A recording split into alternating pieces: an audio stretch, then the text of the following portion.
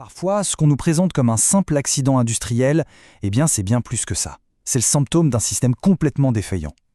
Aujourd'hui, on va s'intéresser à l'explosion de l'usine Germec en Serbie dans les années 90. Une tragédie qui, derrière les apparences, cachait en fait une opération secrète et mortelle menée par l'État lui-même. On est le 18 juin 1995. L'usine Germec, qui a l'air d'une installation civile tout à fait normale, est littéralement pulvérisée par plusieurs explosions. La détonation est tellement violente qu'une bonne partie du site est rasée. Le bilan est lourd, plusieurs morts, et surtout, une question qui reste en suspens. Que s'est-il vraiment passé ? Dès le lendemain, la machine médiatique s'emballe et impose très vite un récit officiel. On parle des victimes avec beaucoup d'émotion, on loue leur humanité, mais on oublie un petit détail crucial. Certains n'étaient pas des simples ouvriers, c'étaient des officiers de l'armée yougoslave. Et cacher ça, ce n'est pas un oubli, non, c'est le tout début d'une dissimulation d'État. Allez, plongeons maintenant dans la version des faits que le gouvernement a servi au public. Une histoire bien ficelée qui parle de sabotage et de diversion. Donc la cause officielle, c'est le sabotage. C'est une explication super pratique qui dédouane complètement l'État de toute responsabilité. Les médias, contrôlés par le gouvernement, répètent cette version en boucle. Mais le plus troublant, c'est que même après la chute du régime de Milošević, les gouvernements suivants ont continué à étouffer l'affaire. Et ça prouve bien une chose. Le secret était protégé au plus haut niveau. Alors, si ce n'était pas un sabotage, c'était quoi ? C'est là qu'on découvre la vraie nature de Germec. Ce n'était qu'une façade pour une opération clandestine. Le concept clé à comprendre, c'est celui de nexus État-entreprise. En gros, c'est un montage où les frontières entre le public et le privé deviennent floues. L'objectif ?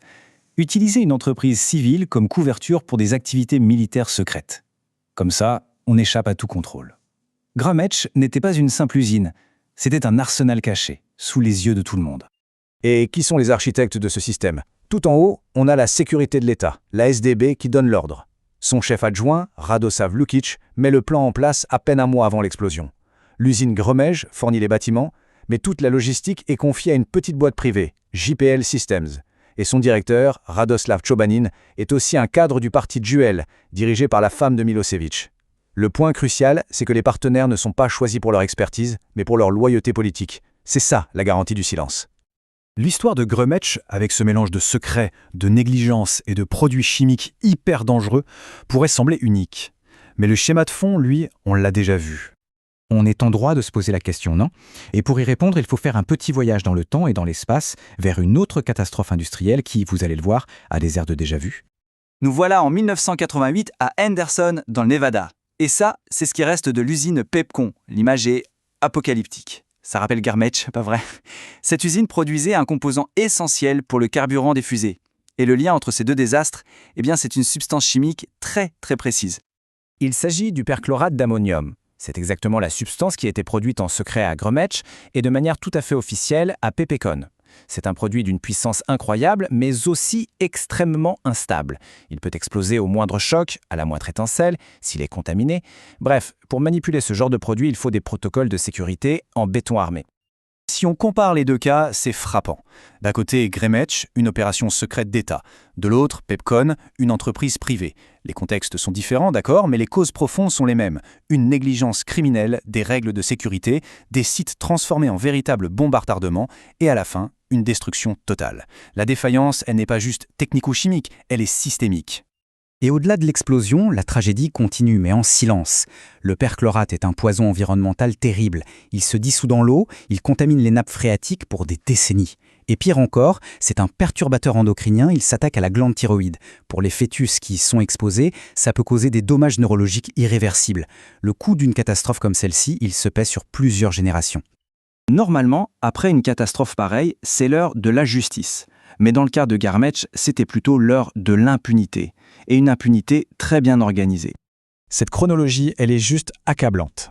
Un procès s'ouvre enfin en 2000. Très vite, la Cour suprême elle-même reconnaît qu'il y a eu de graves violations dans la procédure et demande de tout revoir. Mais après ça, pendant 14 ans, c'est le blocage total. L'affaire est enterrée sous des tonnes de paperasse et de manœuvres.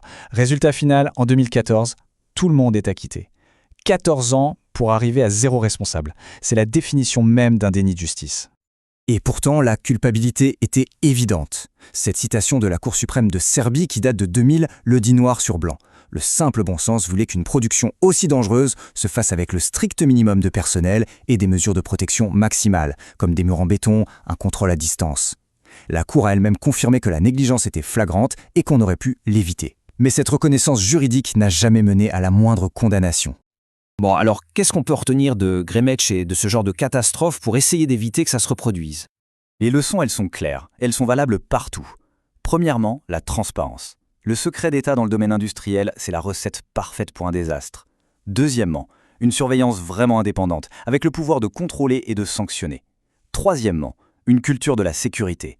La sécurité doit toujours passer avant les objectifs de production ou les agendas politiques. Et enfin, et c'est peut-être le plus important, la responsabilité. Sans une justice rapide et efficace, la négligence a de beaux jours devant elle. L'histoire de Gremec nous laisse avec cette question, qui est fondamentale. Quand le pouvoir, qu'il soit étatique ou privé, protégé par le secret ou juste par l'indifférence, décide de prendre des risques insensés, la réponse à cette question est toujours la même. Ce sont les travailleurs, les gens qui habitent à côté et les générations futures qui payent le prix. Et c'est un prix très très lourd.